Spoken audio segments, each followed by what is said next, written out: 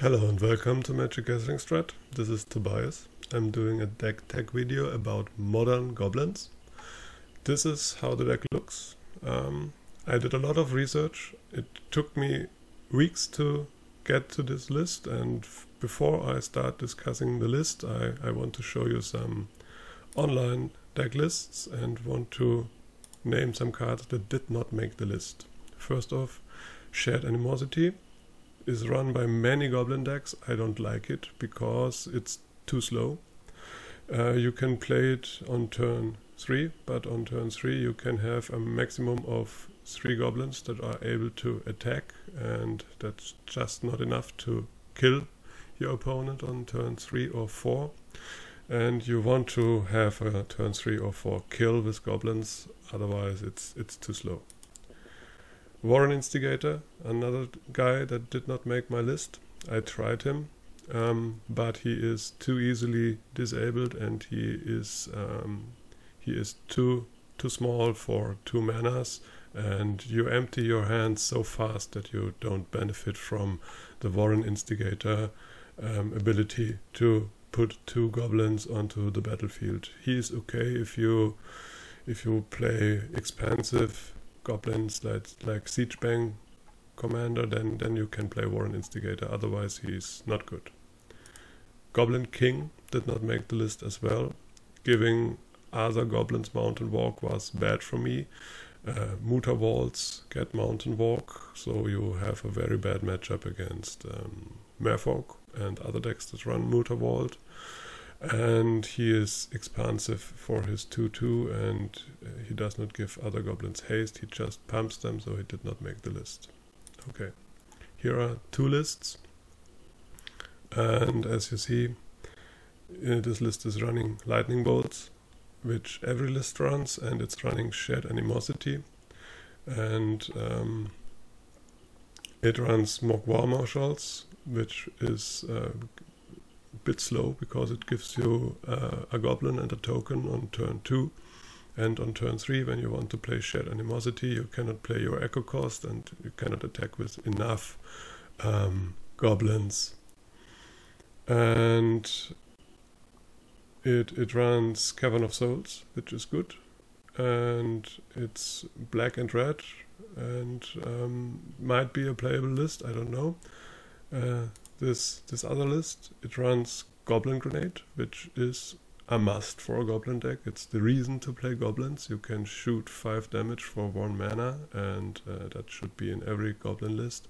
And it runs Hordling Outburst, which might be nice. It gets you 3 goblins for 3 mana, is okay. And you can do it on turn 2 with this list. And as you see, this list runs Rebel Masters and Chieftains.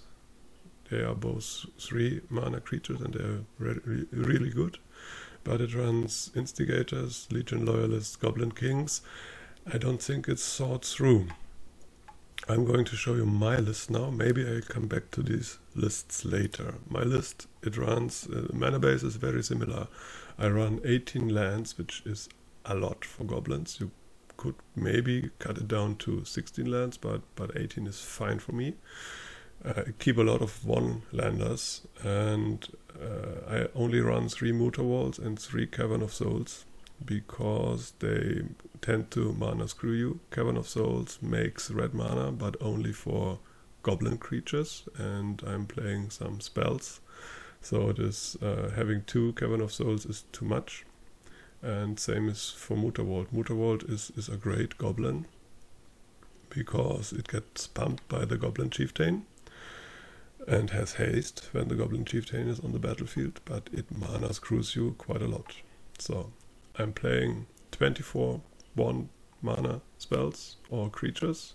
I'm playing only 4 2 mana spells, and all the rest is more expensive. And the idea behind this deck is to have additional manas in the form of Desperate Ritual and Simian Spirit Guides. Desperate Ritual gives you 3 mana for 2 mana, and Simian Spirit Guide just gives you an extra mana. So sometimes you have 3 manas on turn 1, and with these 3 manas it's great to cast a Goblin Rebel Master or a Goblin Chieftain, but preferably a Rebel Master. Rebel Master just shines in this deck because he has a superb interaction with Legion Loyalist. Legion Loyalist gives attacking creatures first strike and trample, and they cannot be blocked by tokens.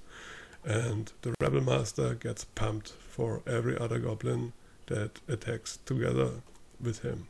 So it's easy to have a Rebel Master with 8 power on the battlefield attacking, and it's just really great to have him get first strike and trample, because this keeps your Rebel Master alive in combat. And as I said, you can have Rebel Master on turn 2, and you can play Legion Loyalist. You can have Rebel Master on turn 1 sometimes. Most of the times you have him on turn 2. So you either play Legion Loyalist on turn 1 and Rebel Master on turn 2, or the other way around. So it's really fine. Foundry Street Denizen is another great 1-drop because he interacts very well with the Rebel Master.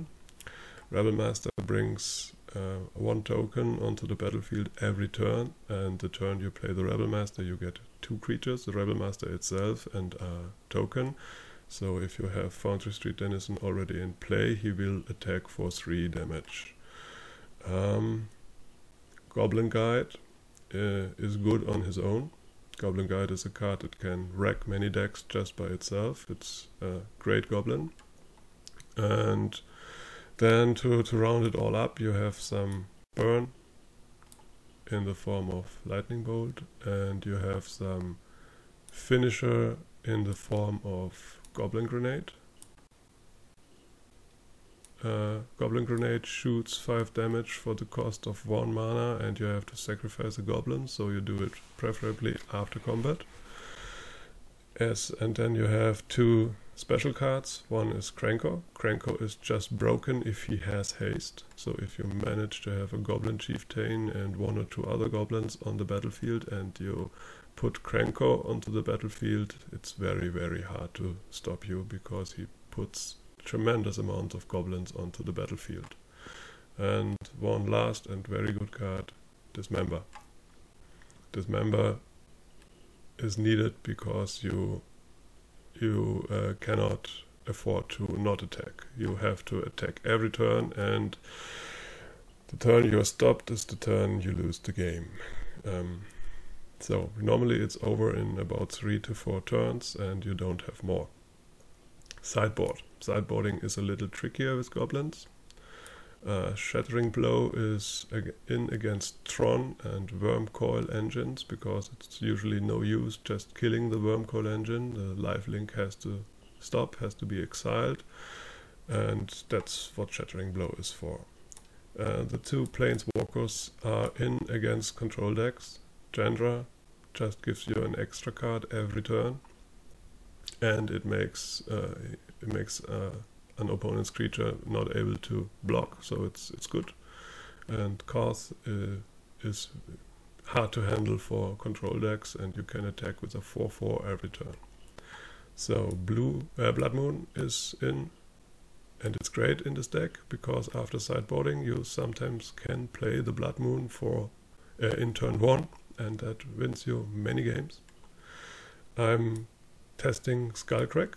Skullcrack is great against life gain, obviously, but it's also good against protection from red creatures. You cannot kill the creatures with Skullcrack, but the damage cannot be prevented the turn. So after declaring attackers, after he declared blockers with a protection from red creature, you can Skullcrack the opponent, and the damage your creatures deal won't be prevented, and the protection from red creature will die. So that's why Skullcrack is in the sideboard. And I have Combust against Splinter Twin, and I have Shattering Spree against Affinity, and 1 additional Dismember just for utility. Most of the time I bought in the second Dismember, and I bought in Blood Moons, and that is about 90% of the matches where I sideboard. The other cards are not so often used, but The deck runs very smoothly, runs very fine, but is very, very unstable, and it does not mulligan good at all. It's fun to play. When it wins tremendously good. When it loses, it just loses. I hope you enjoyed my little deck tech video, and see you on the channel.